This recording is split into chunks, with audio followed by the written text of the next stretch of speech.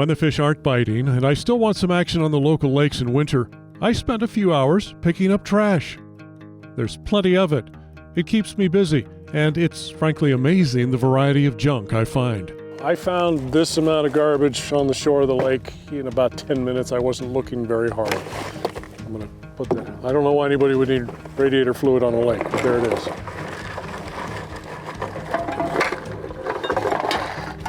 Just wear gloves when you're messing with fishing line, because invariably you will find hooks, but there's weights in here, and this stuff, if you try too hard to pull it, it'll cut your bare skin, so wear gloves.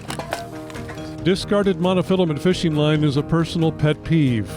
I love the stuff for fishing, but I hate it when people discard it in the lake where, because it is made of plastic, it will linger for hundreds of years. It can entangle wildlife, it can entangle props and cause boat damage. And then as more and more research comes out around microplastics, the understanding that this is a plastic material, and while it's not biodegradable and it's never going to break down into natural pieces in the environment, it is going to make these microplastics that are getting into the food web and into digestive systems and up into human consumption. So there's a lot of reasons to keep fishing line out of the water. Oh, hey, while I'm here, look at this. Somebody's Christmas tree.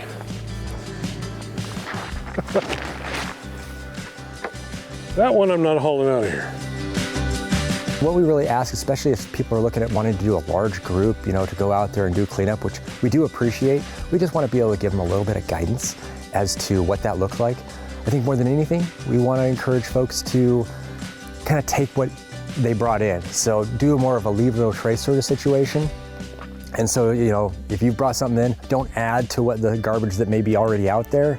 Just take it back with you, and that makes our jobs a whole lot easier. Somebody had Ben & Jerry's.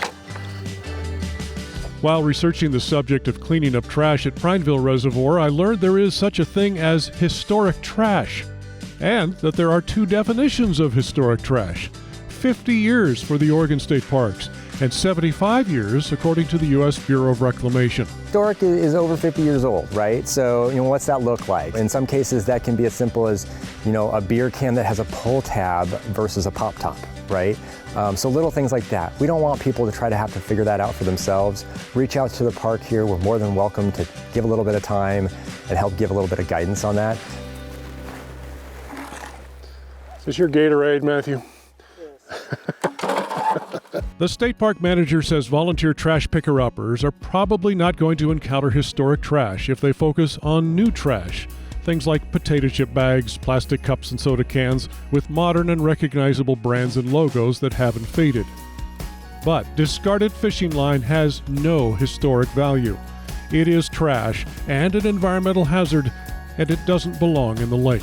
If you want to maintain a bin and build a bin to install at a fishing location or at a park or somewhere for lines to be collected and then you maintain sending it to Berkeley, we have instructions on our website that has how to build the bin, some considerations that we have found over the years about where you place it, and you can also download graphics for signage and for stickers of the bin so that you can install these. And these are the types of bins that are used across the country. The Boat US Foundation claims it's recycled more than 20,000 miles of monofilament fishing line.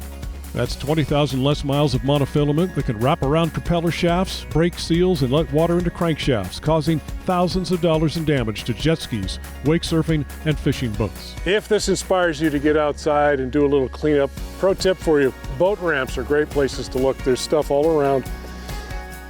That looks to me like an old electric trolley motor propeller, and there's so much stuff in here it didn't make a big clunk. Doesn't take long to find a lot of treasures out here on the lakes. From Prineville Reservoir, I'm Brooks Snavely for The Great Outdoors.